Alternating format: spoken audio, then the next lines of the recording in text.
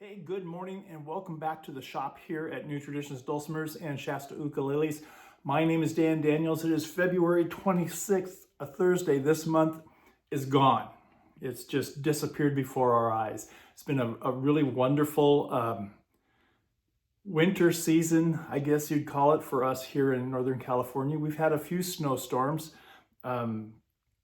nothing to write home about. It was just a dusting at best for us here in the valley, in Shasta Valley. Now our mountains got 10 feet of snow overnight, but for us in the valley, it's been pretty easy going this year. So we've got through January and February, and we're headed into March. So I thought I would do another What's on the Bench for March 2026, and there's a lot going on. January and February, we built and sent out 8 instruments from this little shop in Montague, California. It's amazing. And they went all over the United States. An awful lot went to the East Coast. So we had shipping problems, we had delays, we had all of that kind of stuff that those of you who are on the East Coast know the anxiety that you went through waiting for your packages, and in our case, waiting for instruments to get there. That was kind of an interesting time for us this year. But other than that, it's just been great. Shipped out a bunch of instruments. We've kind of hit a quiet space right now, which is fine with me, because more than 3 instruments a month, that's where the stress level comes in. I'm perfectly happy with 2 instruments a month. But boy, 4 instruments in January, 4 instruments in February. It's been crazy. So anyway, what's coming up for 2026? What's on the bench? Well, I want to start out with first my wonderful sip of cup from my New Traditions Dulcimers coffee cup. Tell you all hello and thank you all for being a part of our YouTube community and for supporting our company. And then introduce you to this wonderful ukulele that has been with me since, when did I start this? I started this in December of 2025. This one and its sister. I started both of them in December of 2025. This is 282 is who I'm going to show to you first. It is all ready to go. It's going out to, and I just spaced out where it's headed. It's headed to Dan, somewhere, I believe in Illinois, I think. This is a all myrtle with a black walnut binding, black walnut fingerboard, fretboard, black walnut bridge, Grover Stay Tight tuners, and the customer wanted an 1.5-inch nut, which I was able to easily give them.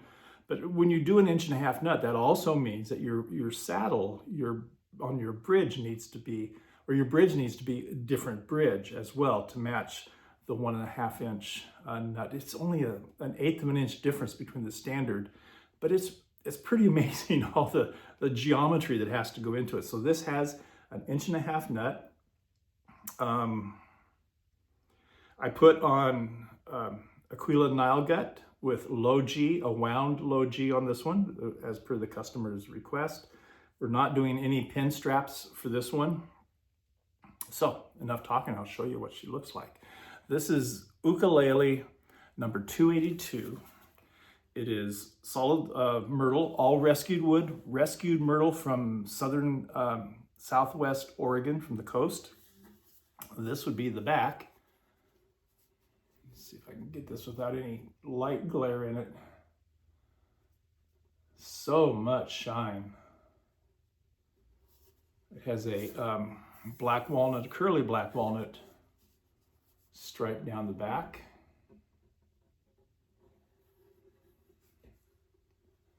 Curly black walnut binding. All the black walnut also is rescued from southern Oregon.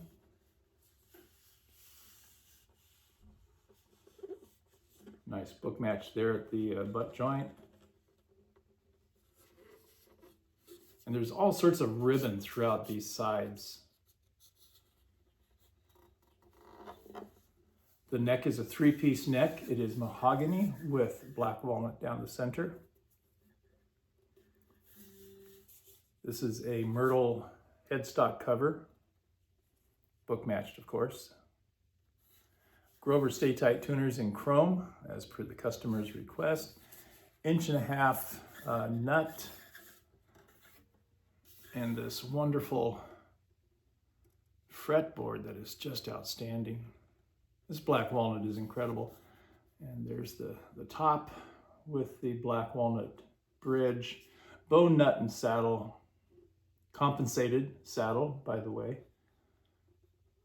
Just a beautiful, beautiful instrument. Here's a little sample of what 282 sounds like.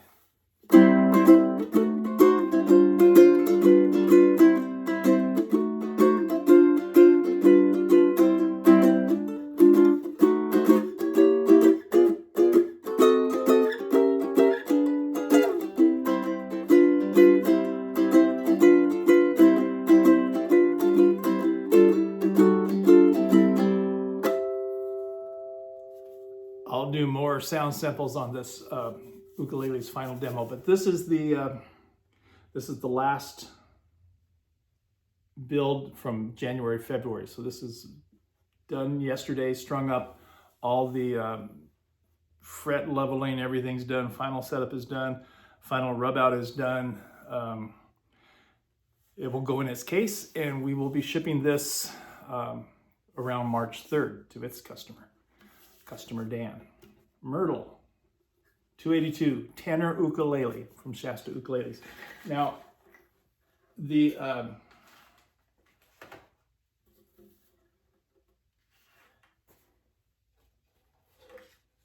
sister to 282 is 281, which is an Alto Ukulele, also made from the same tree, same log. This also has this amazing myrtle wood with black walnut binding. It will also have a black walnut bridge, a 3-piece mahogany black walnut neck, and a black walnut fingerboard, fretboard. This one is just kind of in process. I love this grain match, with the book match of these tops and backs. This myrtle is really outstanding.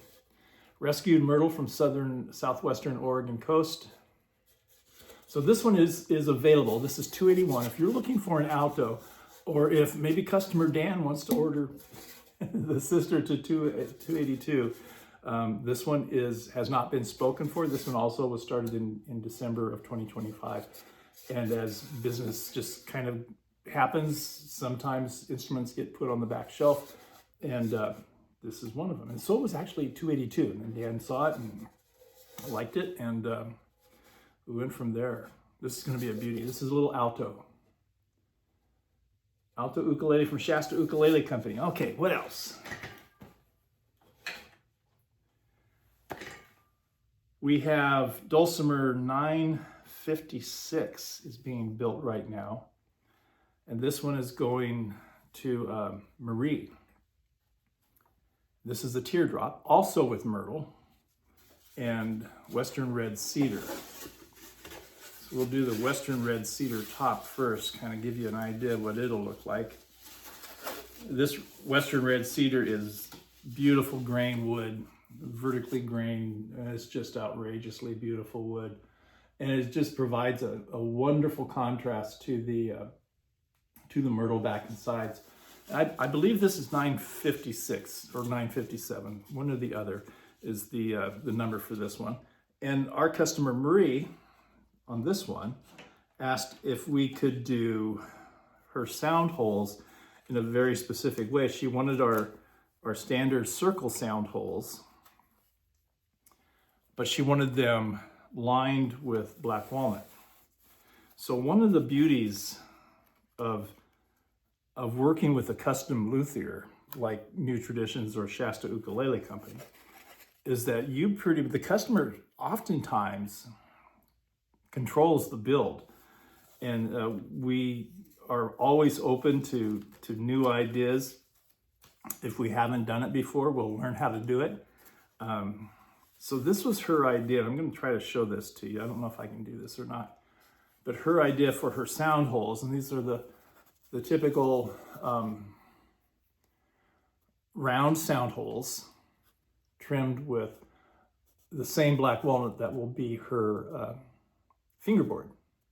I just thought that was kind of cool, and just an added, it makes her dulcimer hers. You know, it's no one else's dulcimer, it'll be hers. The sound holes were thought of and designed by her, which I always think is pretty darn cool. And again, that's one of the advantages of working with a luthier who is able to design on the fly without any problems. If I can't do it, you'll be the first to know. Excuse me, I will let our customers know if I can't do it. Not saying that it can't be done, but if I personally can't do a project or a build style, that's not an issue for me. I'm not that proud to say I can't do it. So we are always open to our customer input. So this is her, let's see, I'll go this way. This is her back. And this is, again, rescued myrtle from Southern Oregon. I like these heart knots on it. I don't know if you can see those or not very well, but this is just an outrageous piece of wood. Book matched, Western Oregon, Southwestern Oregon myrtle. And we try to keep as many of the, I don't know, some people will call them flaws, but I look at these knots in this wood as a real added benefit. And we can keep them in there and they will not come out throughout the life of the instrument. So that's the back for her dulcimer. Almost positive it's 956. Here's the frame for it. Standard teardrop, 3-piece head. And we will today add the linings on the inside. We use solid linings on our instruments, not curved linings. And the end piece. Just again, a lot of ribbon in this myrtle. Pretty amazing stuff. Really pretty wood. That's the teardrop frame from Marie. And then of course the standard maple fingerboard with she ordered a black walnut fretboard, and this will be the black walnut that we'll use for the fretboard on this one. That one will be going out to Marie sometime probably in about 2 weeks. What else? We've got, so if this is 956, this will be 957, the back for 957. This is a black walnut, unspoken for. Back is done, the sides will match this. Look at that ribbon, that curl. This is 957, I believe, is our numbering. And this will be the butt end of it. This will be an hourglass more than likely with curly maple binding. So this will we'll have the white binding on this. Beautiful, beautiful wood. We'll say that's 957. It's not spoken for yet. And then here, this will be another a 958. This will be another myrtle back. And this one this is in rough milling. So this is one of the steps I take before I mill it down to instrument thickness. This kind of gives you an idea of, again, using the knots. Some would say imperfections, I say accents, but this will make a really nice book match. This will be the butt end again of an hourglass or teardrop if the customer wants. This will be 958. And this one should be done by mid-April, as 957 should be done by mid-April. And one last thing we have is I love the Baritone Ukulele. I like the sound of it. I'm a guitarist, so I like the size of it. And this will be 283 baritone. This is Claro walnut, and I'm going to be using a bloodwood binding on it, which is just amazing. So this is Claro walnut with a bloodwood binding. Now this wood is also rescued, but it's not from Southern Oregon. It's from Central California, from the walnut groves of Central California. And we get this wood from our friend Kevin down there in Fresno. And this wood would have been, same thing, destined for a burn pile on the orchard, a huge burn pile, or a landfill of some sort. And Kevin is able to get in there and get the logs and mill them into instrument woods, and he sends them up to us, and then we mill it to the final thickness that we use. This will be 283 baritone, and with the book match this way with this sapwood here, that will match the sapwood on the sides. So we'll have, I don't know if I can do this or not, but the side will match that on the curve, right? I'm not explaining it. I'll put a picture of some of our previous instruments in there where we use this sapwood both on the back and on the butt of the instrument. So the butt will look like that, and the sapwood on the back will be down here so that it'll be a nice continuity. So these sides are going to be amazing. And then this is going to have a Port Orford cedar top. And this wood is it's ready to go. It's just, I haven't had the time to put this one together.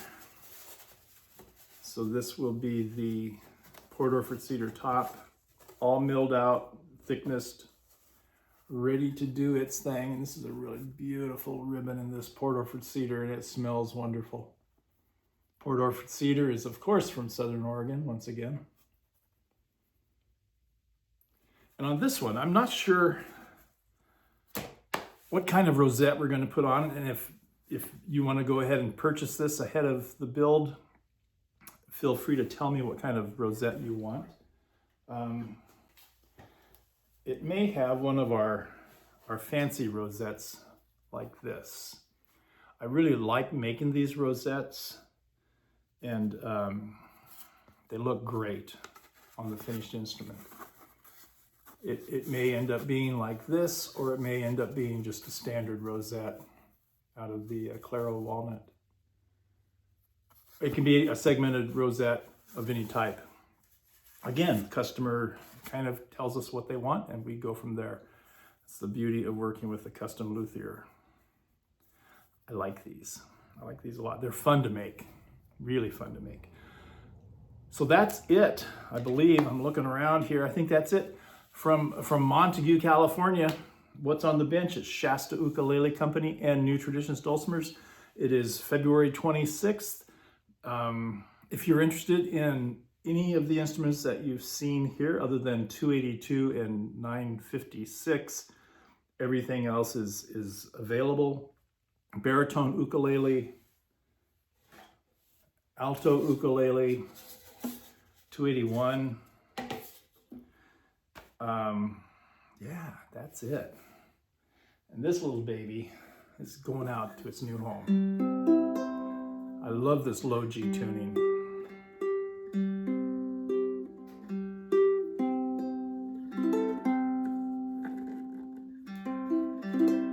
And the strings will be stretched out soon. This is going out in a hard shell case. It's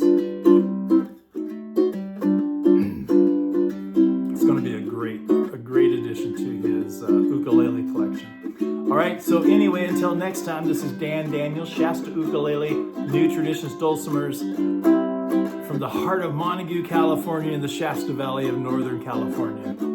Until next time, Lord bless you all, okay? See ya.